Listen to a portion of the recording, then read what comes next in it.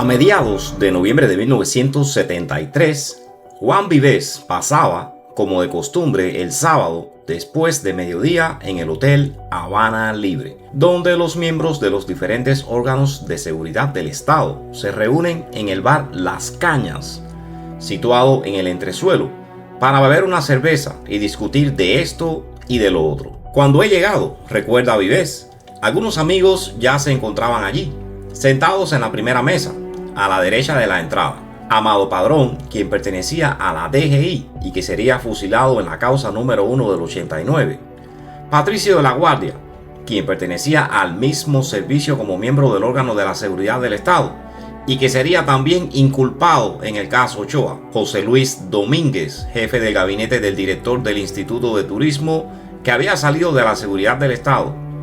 Nelson Guerra, jefe de gabinete del ministro de Justicia, salido también de las mismas filas y quien había trabajado conmigo en cierto momento en el Ministerio de Relaciones Exteriores. Estaban igualmente presentes el Chino, que era parte de la escolta de Fidel, Cachita Abrantes, capitana del Ministerio del Interior, un grado bastante raro para una mujer. Ella era también la hermana de José Abrantes, quien llegó a ser más tarde ministro del Interior, también implicado en el caso Ochoa, muerto en prisión en extrañas circunstancias. Y un capitán de la DGI, quien trabajaba también en el Departamento América, llamado Oscar. Nosotros sabíamos todos que Patricio de la Guardia había sido el responsable directo de la seguridad de Allende, con bajo sus órdenes un grupo de una veintena de cubanos pertenecientes a la DGI, mientras que su hermano, Tony de la Guardia, estaba encargado de ocuparse del MIR. Es necesario precisar que los izquierdistas del MIR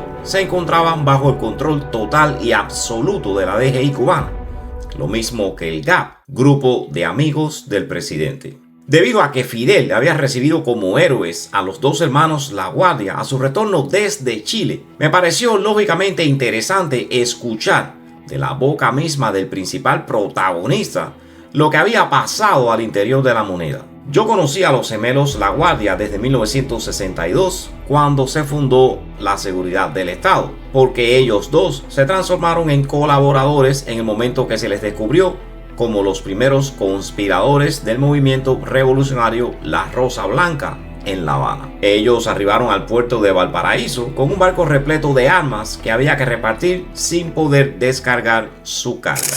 Para decir la verdad, los gemelos no formaban parte de mi grupo de amigos, aunque nos conocíamos por muchos años. Ellos eran despreciativos y aún desdeñosos. Su gusto por la exageración no me convenía y me había alejado de esos personajes que, desde mi punto de vista, tenían la lengua demasiado pendular y denunciaban constantemente la conducta de sus camaradas ante los hermanos Castro. Pero yo debo convenir que, a fuerza de ser perfectos cortesanos, ellos habían logrado subir los escalones de la jerarquía con una rapidez asombrosa. A fin de cuentas, estas reuniones informales se habían transformado en una suerte de café de comercio, donde lo que se intercambiaba en la medida de lo posible eran las nuevas concernientes a las diferentes operaciones que no eran conocidas, salvo en el alto nivel de la seguridad del Estado. El Chino le preguntó a Patricio cuál había sido la actitud de Juan Seón en la moneda. Esto porque cuando fue designado jefe de la escolta de Allende, entre sus tareas tenía la misión de enseñar esas funciones a un grupo de miembros del Partido Socialista y de jóvenes militantes del MIR en Cuba, en el seno de la Unidad 49, que se ocupaba de la seguridad personal de dirigentes. El Chino había sido uno de los instructores de ese grupo en Chile y se encontraba bajo el mando de Patricio de la Guardia. Eso explicaba la razón por la cual quería saber cómo se habían comportado sus alumnos. El silencio se hizo. Todos estábamos evidentemente impacientes de saber lo que realmente había pasado en la moneda. Y como Patricio tenía la reputación de hablar mucho, nosotros íbamos a ser bien servidos. Allende había querido efectuar un acercamiento con la democracia cristiana, pero el Partido Socialista, el Partido Comunista, el Movimiento de Izquierda Revolucionario y los cristianos de izquierda del MAPU se habían opuesto enérgicamente impidiendo todo acuerdo en ese sentido.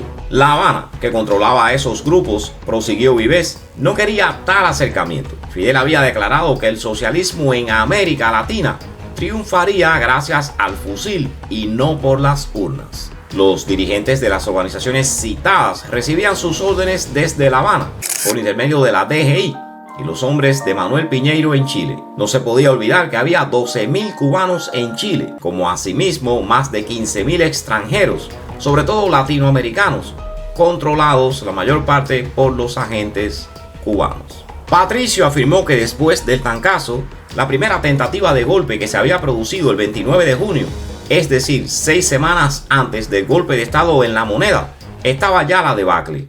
Crisis de nervios. En fin, que todos los chilenos del entorno de Allende tenían la impresión que no eran más que... Él nos explicó que a partir de esa fecha, los miembros del grupo de amigos del presidente, como los militantes del MIR, habían constituido un comando para hacer salir a Allende de La Moneda en el caso de que se produjera un ataque. Pero sus miembros eran simpatizantes que no habían osado reentrar a La Moneda en el momento del asalto final del 11 de septiembre del 73, contentándose con prever una hipotética salida de Allende por una de las puertas laterales de la calle Morandé.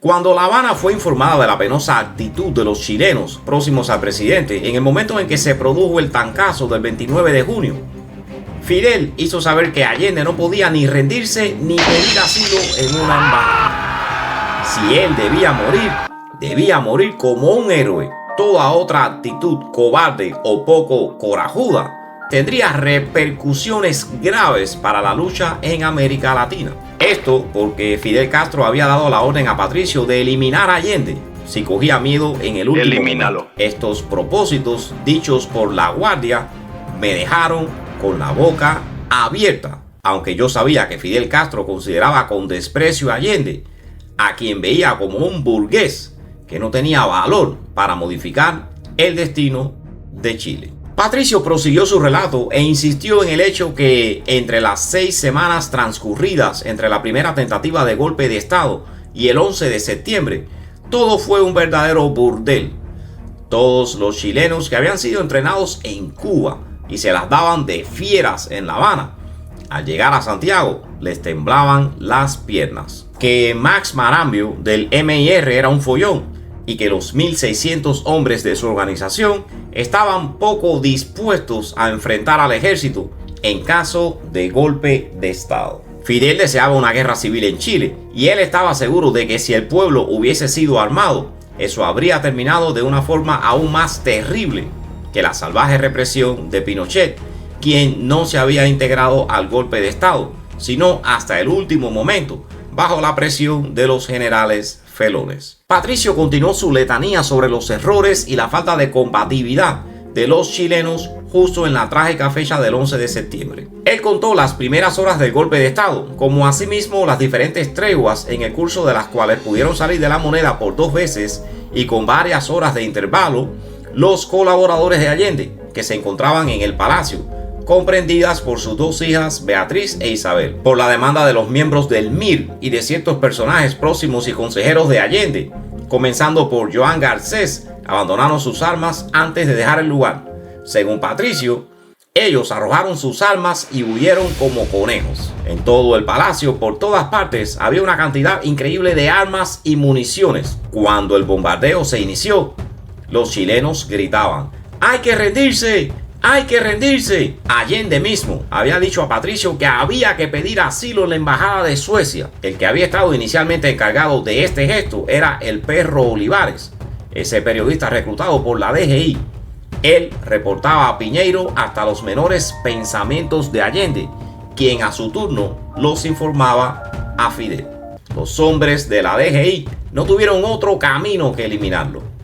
Primero, porque estaba desatando un clima de terror. Enseguida, porque era un cobarde. Y finalmente, porque si caía prisionero, sabía demasiado. Patricio contó los ataques sucesivos de los golpistas contra el Palacio Presidencial, así como los bombardeos.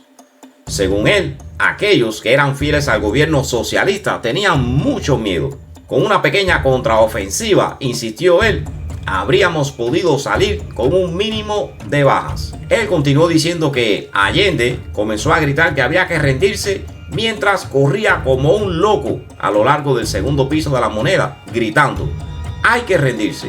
Según las órdenes de Fidel, Patricio LaGuardia dijo que había esperado a que Allende volviera a su oficina.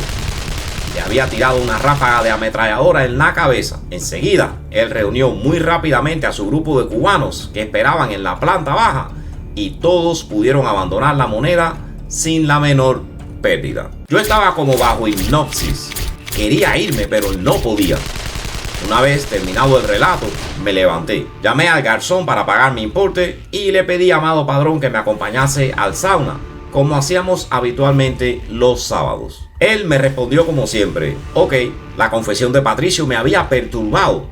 Yo conocía y apreciaba a Allende.